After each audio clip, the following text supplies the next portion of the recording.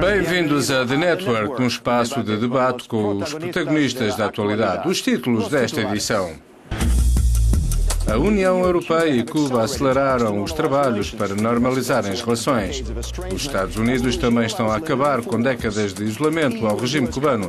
Europa e América veem grandes oportunidades de negócio num país de 11 milhões de habitantes, ávido de novos produtos. Estará isto tudo a avançar demasiado depressa? A Human Rights Watch diz que as detenções arbitrárias de dissidentes aumentaram nos últimos anos. Os Estados Unidos e a Europa vão manter a pressão ou a economia irá impor-se à defesa dos direitos humanos? Hoje, em The Network, a partir do Parlamento Europeu, temos o deputado socialista Javi López, membro da delegação parlamentar euro-latino-americana, Jimena Reis, diretora para a América da Federação Internacional para os Direitos Humanos, e Javier Couso, vice-presidente da Comissão de Negócios Estrangeiros do Parlamento e do Grupo Esquerda Unitária.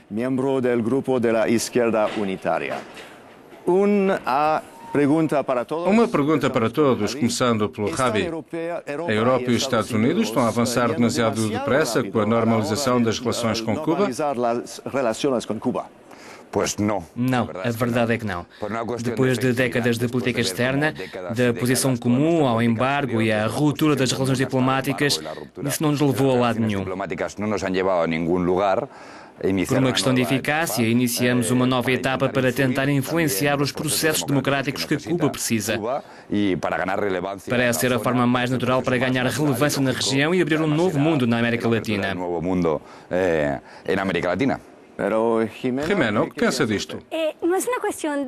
Não é uma questão de velocidade, de sair muito depressa, é uma questão de método, de prioridades. E, nesse sentido, o que nos preocupa é assegurar que os direitos humanos e o tema da democracia sejam centrais nestas negociações. Seria um erro dissociar estas questões dos temas comerciais.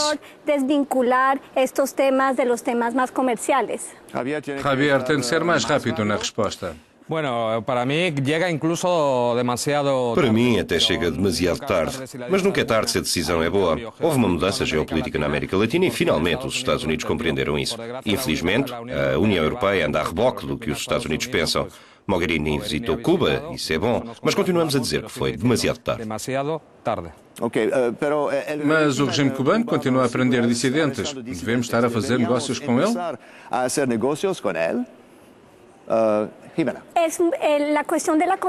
questão de condicionar um acordo ao tema dos direitos humanos é, de facto, muito importante.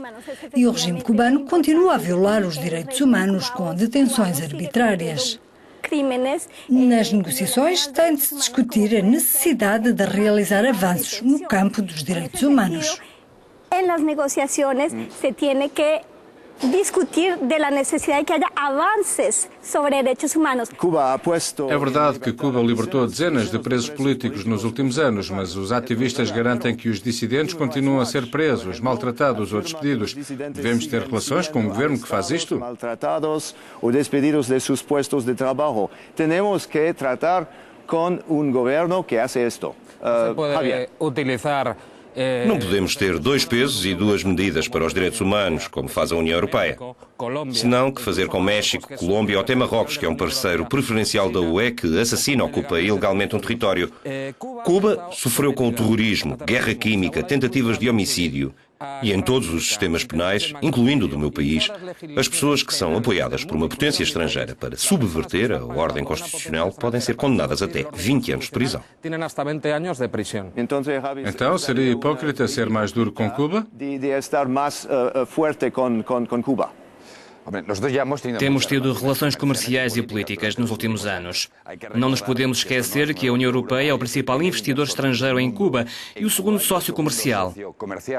Nos últimos anos, 18 Estados assinaram tratados bilaterais, ou seja, as relações já existem. A questão é organizá-las, colocar um ponto final na Guerra Fria na América Latina. E este é o último episódio. E também ganhar influência nos aspectos democráticos e dos direitos humanos, nos quais Cuba tem enormes deficiências. Cuba vive enormes deficiencias. Exatamente. A Europa está a fazer concessões no campo dos direitos humanos para expandir o comércio? Javier. Não podemos utilizar os direitos humanos como arma de arremesso. Temos de respeitar a soberania e o direito internacional, os princípios básicos da Carta das Nações Unidas que falam da não ingerência nos assuntos internos de outros países. Não conseguimos nada proporcionar Cuba. Cuba manteve os seus princípios e agora temos de aceitar relacionar-nos com ela porque a América Latina mudou. Você é de acordo, Jimena, ou não? Eu penso que devemos pressioná-los. É bom que haja um diálogo, mas há que exigir avanços. A União Europeia, bem como os Estados Unidos, têm que apoiar as posições da sociedade civil cubana.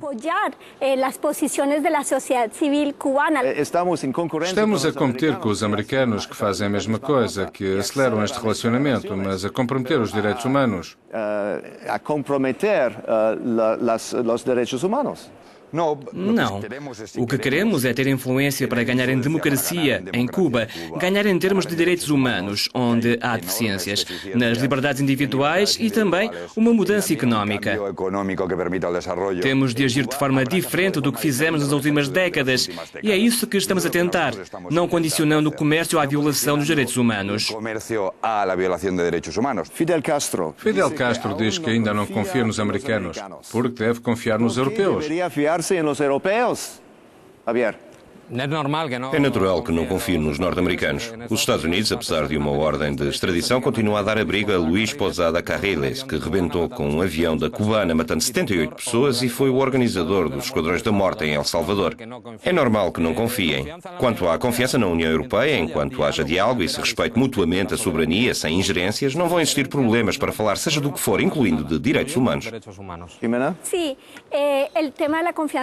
A confiança é uma questão central e esperamos que Raúl Castro tenha a confiança e a inteligência de avançar no tema dos direitos humanos nas discussões com a Europa e com os Estados Unidos, de forma a ser parte da transição política que se aproxima. Talvez tenhamos que insistir mais nesta transição. Como é que este governo pode rumar à democracia? Durante 50 anos, insistimos numa posição que não fez avançar a democracia em Cuba. Há que recordar isto. E temos de explicar que um episódio tão importante como a foto do aperto de mão entre Obama e Castro no Panamá é a imagem que põe fim a 50 anos de influência do mundo ocidental em Cuba e devia permitir que, com base no diálogo, na cooperação e no comércio, conseguíssemos impulsionar os processos democráticos que são tão importantes. Mas a relação entre os Estados Unidos e Cuba nos últimos 50 anos foi muito tóxica. Irá o capitalismo destruir o estilo de vida cubano? Acabará a economia cubana nas mãos das grandes empresas internacionais? Não acredito. Em Cuba há elevados níveis em matéria de saúde e educação e menos desigualdade do que em outros países da América Latina. E os cubanos sabem isso. E menos desigualdade que em outro país da América Latina e os cubanos lo sabem. Não podemos olhar apenas para a perspectiva económica e comercial.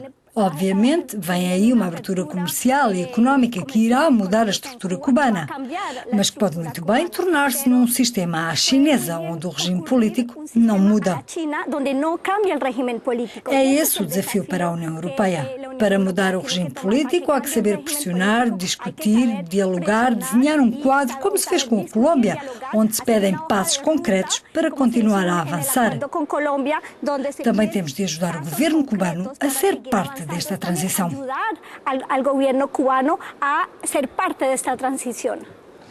Desde 2011 que têm existido avanços em matéria de abertura económica e alguns sinais em termos de abertura política.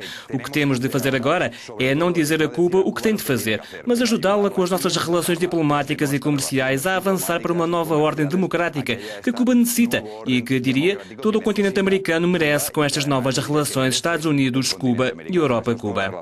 Entre Estados Unidos e Cuba e Europa e Cuba. Vamos a ver. Gracias, Javi. É tudo por hoje. Quero agradecer a participação dos nossos convidados, Javi López, Jimena Reis e Javier Couso. Soy Chris Burns y nos vemos en la próxima edición de The Network.